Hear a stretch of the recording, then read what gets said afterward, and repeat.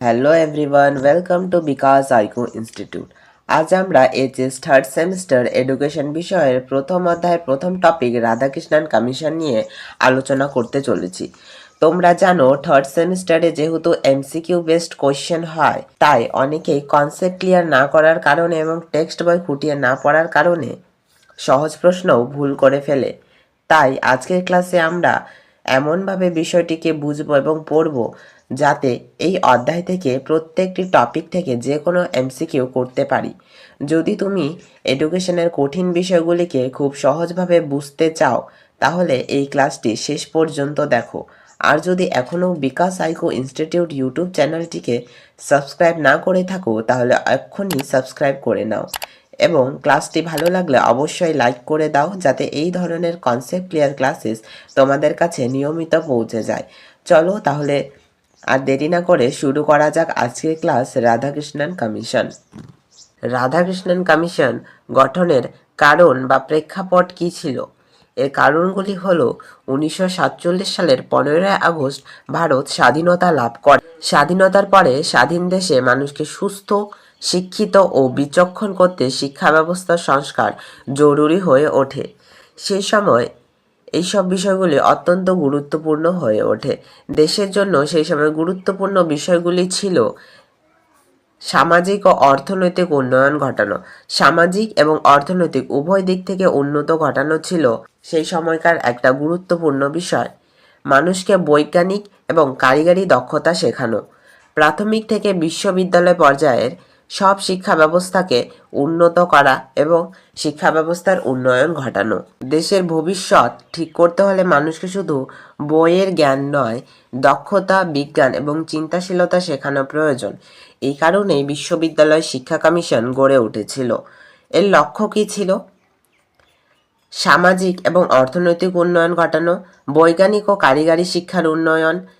শুধু স্বাধীনতা পাওয়া যথেষ্ট ছিল না, সেই সময় দেশকে এগিয়ে নিয়ে শিক্ষিত মানুষ তৈরি করা ছিল অন্যতম লক্ষ্য। এই কমিশনের উদ্দেশ্য কী ছিল? প্রাথমিক, মাধ্যমিক এবং উচ্চ মাধ্যমিক ও বিশ্ববিদ্যালয় শিক্ষার পুনর্গঠন করা, শিক্ষার মানকে উন্নত করা, বৈজ্ঞানিক ও কারিগরি শিক্ষার উন্নয়ন ঘটানো। দেশের জন্য শুধু সাধারণ শিক্ষা নয়, দক্ষতা ও বিজ্ঞানও মানুষের যোগ্যতা বাড়ানো প্রয়োজন ছিল। রাধাকৃষ্ণন কমিশন কবে গঠিত হয়েছিল?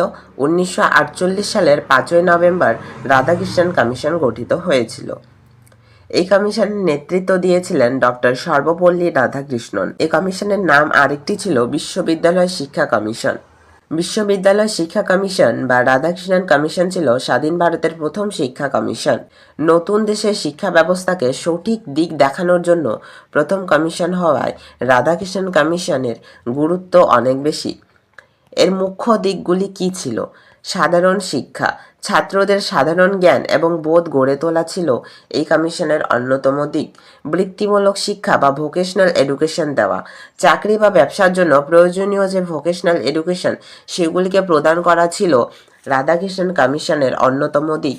বিজ্ঞান শিক্ষা বা সায়েন্স এডুকেশন, বৈজ্ঞানিক চিন্তাভাবনা এবং প্রযুক্তিগত দক্ষতা বাড়ানো এবং বৈজ্ঞানিক এবং প্রযুক্তিগত যে যন্ত্রপাতি বা যে সমস্ত জ্ঞান সেগুলো প্রদান করা ছিল এই কমিশনের অন্যতম দিক। শিক্ষার 3টি দিকই সমানভাবে গুরুত্বপূর্ণ একটি মানুষকে সচেতন, দক্ষ এবং বিজ্ঞানভিত্তিক করে তোলার জন্য। রাধাকৃষ্ণন কমিশনের রিপোর্ট কেমন ছিল? 1949 সালে 747 পৃষ্ঠার রিপোর্ট ভারত সরকারের কাছে পেশ করে। রিপোর্টটিতে কী ছিল? বিস্তারিত সুপারিশ ছিল যে কিভাবে বিশ্ববিদ্যালয় এবং উচ্চশিক্ষা উন্নত করা যায়।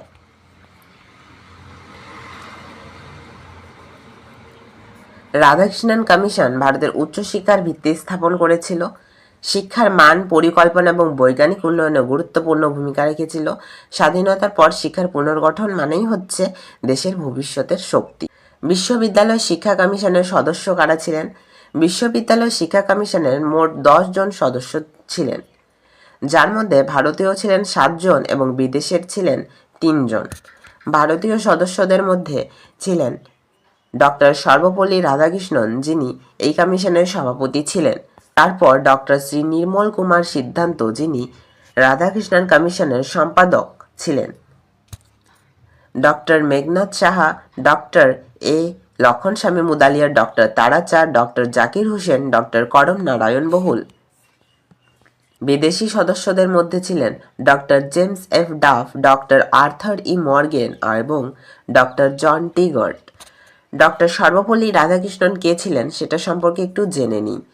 রাধাকৃষ্ণন ছিলেন ভারতের প্রথম উপরাষ্ট্রপতি এবং 1962 সালে ভারতের দ্বিতীয় রাষ্ট্রপতি হন। শিক্ষক দিবসের সূচনা ঘটে তার জন্যই। ছাত্ররা তার জন্মদিন উদযাপনের জন্য অনুমতি চেয়েছিলেন। তিনি সেটিকে শিক্ষক দিবস হিসেবে পালন করতে বলেছিলেন। প্রতি বছর 5 সেপ্টেম্বর তার জন্মদিন শিক্ষক দিবস হিসেবে উদযাপিত হয়। তিনি একাধারে লেখক ছিলেন, তার সঙ্গে তিনি দার্শনিকও ছিলেন। ওনার লেখা প্রথম বই হল the philosophy of Rabindranath Tagore. এতক্ষণ যা পড়লাম সেটি এখন একটু সংক্ষেপে দেখে নিই। কমিশনের নেতৃত্ব দিয়েছিলেন ডক্টর রাধাকৃষ্ণন, যিনি দার্শনিক ছিলেন, লেখক ছিলেন এবং পরবর্তীতে রাষ্ট্রপতি পদ গ্রহণ করেছিলেন। এই কমিশন ভারতীয় ও আন্তর্জাতিক বিশেষজ্ঞদের সমন্বয়ে গঠিত হয়েছিল।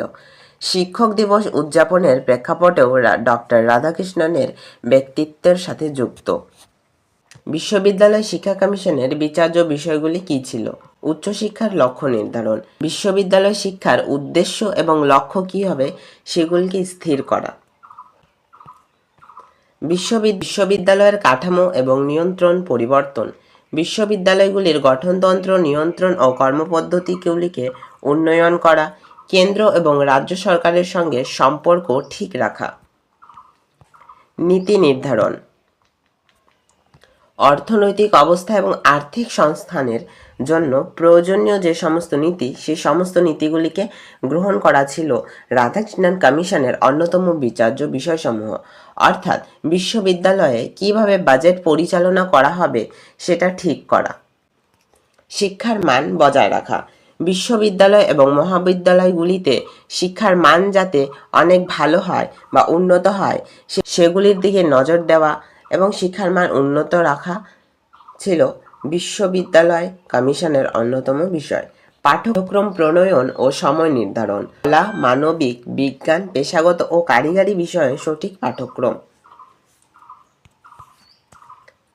কোন বিষয় কত সময় পড়ানো হবে তা ঠিক করা, অর্থাৎ উচ্চশিক্ষা বা বিশ্ববিদ্যালয়ের ক্ষেত্রে কী ধরনের পাঠ্যক্রম হবে সেগুলিকে পাঠ্যক্রম বা সিলেবাস তৈরি করা এবং সেই পাঠ্যক্রমগুলিকে কতদিনের মধ্যে শেষ করা হবে বা কতদিনের মধ্যে সেটি শেষ হবে সেগুলিকে ঠিক করাই ছিল রাধাকৃষ্ণন কমিশনের অন্যতম বিষয়। শিক্ষার মাধ্যম, বিশ্ববিদ্যালয়ে কোন মাধ্যমে পড়ানো হবে সেটি নির্ধারণ করা ছিল অন্যতম বিষয়। যেমন অনলাইনে পড়ানো হবে নাকি প্র্যাকটিক্যাল ক্লাসে পড়ানো হবে নাকি ক্লাসরুমে পড়ানো হবে।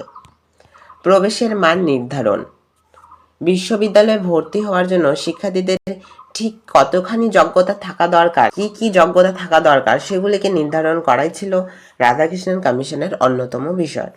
বিভিন্ন বিষয়ে শিক্ষার ব্যবস্থা, ভারতের ঐতিহ্য, ইতিহাস, সাহিত্য, দর্শন, ভাষা, চারুকলা শিক্ষায় উন্নত করা ছিল এই কমিশনের কাজ। বিশ্ববিদ্যালয় স্থাপন এবং গবেষণা, দেশের বিভিন্ন স্থানে নতুন বিশ্ববিদ্যালয় স্থাপন করা যাতে সর্বোচ্চ সংখ্যক শিক্ষার্থী তারা জ্ঞান অর্জন করতে পারে এবং উচ্চতর গবেষণা করতে পারে, তার জন্য তাদের জন্য বিশেষ করে গবেষণা কেন্দ্র তৈরি করা।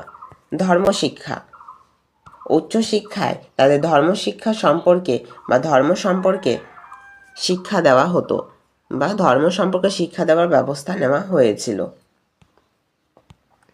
শিক্ষকদের উৎসাহ এবং কল্যাণ, শিক্ষকদের তাদের যোগ্যতা অনুযায়ী তাদের বেতন, সুযোগ সুবিধা দেওয়া এবং তাদের চাকুরি এবং তাদের যে সুযোগ সুবিধা সেগুলিকে উন্নত করা। মৌলিক গবেষণা এবং শিক্ষাদানে উৎসাহ দেওয়া। ছাত্র কল্যাণ, ছাত্রদের জন্য ছাত্রাবাস বা হোস্টেল, তাদের নিয়ম শৃঙ্খলা, টিউটোরিয়াল ক্লাস দেওয়া, এইসব বিষয়ে বিভিন্ন সুপারিশ করেছিল। নারী শিক্ষার উন্নয়ন, বিশ্ববিদ্যালয়ে নারী ও পুরুষ সমান সুযোগ পায় সেদিকে নজর দেওয়া ছিল এই কমিশনের অন্যতম কাজ এবং নারী শিক্ষাকে স্বাবলম্বী করাও ছিল এই কমিশনের অন্যতম বিষয়। পরীক্ষা ও মূল্যায়ন পদ্ধতি, পরীক্ষা কয়টি নেওয়া হবে, নাম্বার বিভাজন কেমন হবে, প্রশ্ন কাঠামো কেমন হবে, সেগুলোকে ঠিক করা ছিল এই কমিশনের কাজ। শিক্ষার্থীর যথাযথ মূল্যায়ন নিশ্চিত করাও ছিল এই কমিশনের কাজ। গ্রামীণ বিশ্ববিদ্যালয় ও শিক্ষা।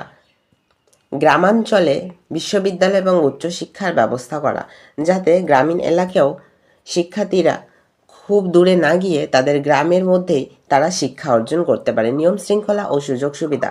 ছাত্রছাত্রীদের মধ্যে নিয়ম শৃঙ্খলা উন্নত করা ছিল এবং তাদের জন্য টিউটোরিয়াল ক্লাস, হোস্টেলের সুবিধা দেওয়া, অন্যান্য সুযোগ নিশ্চিত করা ছিল এই কমিশনের কাজ।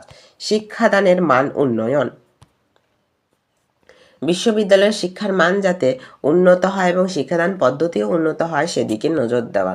বিশ্ববিদ্যালয়ের পরিকাঠামো এবং প্রশাসন। শিক্ষার কাঠামো, প্রশাসনিক কার্যক্রম, লাইব্রেরি, পরীক্ষাগার ও গবেষণা কেন্দ্র উন্নয়ন ঘটানো ছিল এই কমিশনের কাজ। ব্যয় ও আর্থিক সংস্থান। বিদ্যালয়ের খরচ এবং বাজেট এই দিকে সুস্থ ব্যবস্থাপনা করা ছিল এই কমিশনের কাজ। কমিশনের কার্যপ্রণালী কিভাবে হতো? তারা প্রথমে তথ্য সংগ্রহ করত, প্রশ্নপত্র তৈরি করে রাজ্য সরকার, বিশ্ববিদ্যালয় এবং কলেজগুলিতে পাঠাতো। তারপরে সেই তথ্যকে বিশ্লেষণ করত। বিশ্ববিদ্যালয় ও স্ট্যাটিস্টিক্যাল ইনস্টিটিউটের মাধ্যমে তথ্যকে বিশ্লেষণ করা হতো। তারপরে সেই তথ্যগুলিকে পর্যবেক্ষণ করা হতো। কলেজ ও বিশ্ববিদ্যালয়ে পরিদর্শন বা সার্ভে করতে গিয়ে সেখানকার পরিস্থিতি জানা যেত। তারপরে তারা প্রতিবেদন পেশ করত। সব তথ্য বিশ্লেষণ করার পর 1949 সালে সরকারের কাছে তারা প্রতিবেদন বা রিপোর্ট জমা করে। কমিশনের এই প্রতিবেদন অনুযায়ী বিশ্ববিদ্যালয় শিক্ষার মান উন্নয়নের জন্য বহু সুপারিশ প্রদান করেছিল রাধাকৃষ্ণন কমিশন। আজকের এই ক্লাস এই পর্যন্ত ছিল। এর পরের টপিকগুলি জানার জন্য তোমরা চ্যানেলটিকে অবশ্যই সাবস্ক্রাইব করে রেখো। সবার প্রথমে তোমাদের কাছে অন্য টপিকের ক্লাস পৌঁছে যায়। পরের টপিকগুলো অন্য কোনো ক্লাসে করানো হবে, তাই চ্যানেলটিকে সাবস্ক্রাইব করে রেখো। যদি তোমরা ক্লাস 12 এডুকেশন বা অন্য যে কোনো বিষয়ে কনসেপ্ট ক্লিয়ার করে পড়তে চাও, তাহলে বিকাশ আইকিউ ইনস্টিটিউট তোমাদের জন্য একটা সেরা প্ল্যাটফর্ম। এখানে অনলাইন ক্লাস করানো হয় এবং প্রত্যেকটি বিষয়ের জন্য আলাদা আলাদা অভিজ্ঞ শিক্ষক শিক্ষিকা রয়েছেন, যাতে তোমরা প্রতিটি বিষয় খুব সহজভাবে বুঝতে পারো। যদি তোমরা আমাদের সাথে ক্লাস করতে চাও, তাহলে অবশ্যই 8100191916 এই নাম্বারে কন্ট্যাক্ট করো। আর যদি ক্লাসটি তোমাদের ভালো লাগে, তাহলে অবশ্যই একটি লাইক করো, চ্যানেলটিকে সাবস্ক্রাইব করো এবং তোমাদের বন্ধুদের সাথেও শেয়ার করো। ধন্যবাদ সবাইকে। আবার দেখা হবে বিকাশ আইকিউ ইনস্টিটিউটের একটি নতুন ক্লাসে।